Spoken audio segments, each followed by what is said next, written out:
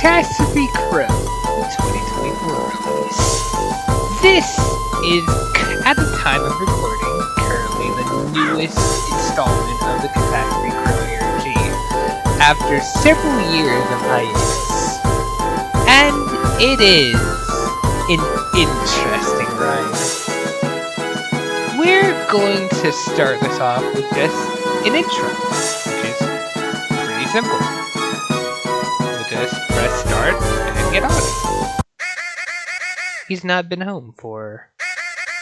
Maybe he'll speak with you. In the original video, it said he's not been home for days, and interestingly, the word days is missing from there. Curious on why, but it's not really explained. The best idea is maybe it's been, maybe it's just because it's been much longer than just days by this point, Because this is like an actual release that's been worked on in the meantime. But yeah, this is just a basic intro video. We're not going to be making any great progress, but we have some things to look at. Mostly, here.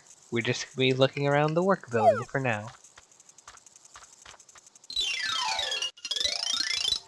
So, heading in here. Immediately, something that's not ever seen in the videos. There's a well behind the painting there. You can interact with it, but, nothing really comes out of it, which is very interesting. Then, to the right here, all 4 filing cabinets are here, and, of course, the Toy World computer. Something good to note is, if we pause in front of it, we get a little image of the Toy World. This is something you're gonna want to keep in mind. Pausing in front of computers will cause them to display a different image than what they usually do. Now, heading towards the left, actually. Well, the phone's here, of course, but it's not doing anything right now, so no use setting up to it. We have an elevator that takes us to the 2nd floor. Pretty simple. However, something you might immediately notice, in the original videos, it was a clean transition from one floor to the other, and the ambience stayed the same. Here, it loaded a completely different map, and the ambience is much more quieter. The first level, it sounded like people were actually working in the background, but here it's just dead silent. This is good. This is for good reason. Dead end here. Over here, we had those computers that spat out Morse code, but they're not in the game. Doesn't trap us in here either. Heading here, we have a nice little painting that we cannot go through. Frame picture of the work building inside the work building. Awesome. Little computer here that if we pause in front of this one, it shows an image that looks like a bedroom, perhaps Thea's room specifically, the one who designed the crow in the first place. And heading up here is, of course, the computer that takes us to the forest. Oh man. That's pretty much it for here, though. Well, okay, it's not, but that's it for all the inconsequential stuff. There's actually a lot to do here. It doesn't seem like it on a glance, but there is.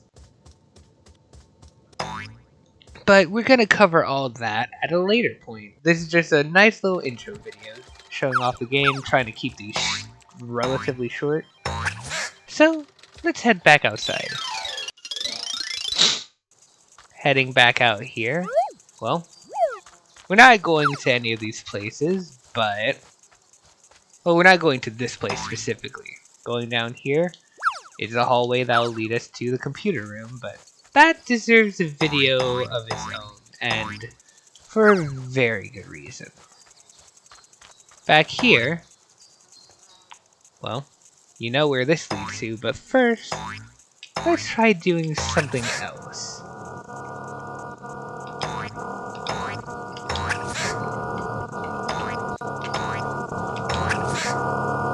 Now this last jump is kind of tricky.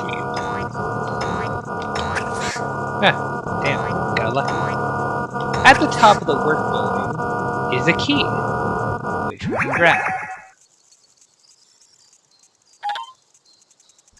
This key, as far as I'm concerned, is a complete red herring. No one has found any use for the key anywhere in the game. It's just there. Not that it's completely useless, as there you can get one use out of it, but I'm gonna save that to when we talk about the computer room. For now, we're gonna head here because this is small enough to not warrant its own video. Sorry for the strange cut. My recorder bugged while doing it, while recording this part, so I just have to re-record the rest of the episode. So sorry if I accidentally repeat something. For example, I don't have the key anymore, but once you have the key, it shows up on the pause menu. I'll have a chance to show it at some later point, if I didn't already. But, yeah, same area from the video, and the spare's here. However, well, that's what happens when you fall. Here's what happens if you talk to the bear. Instead of giving us a string from the video, it's a blank text box, and it gives us this strange little cutscene.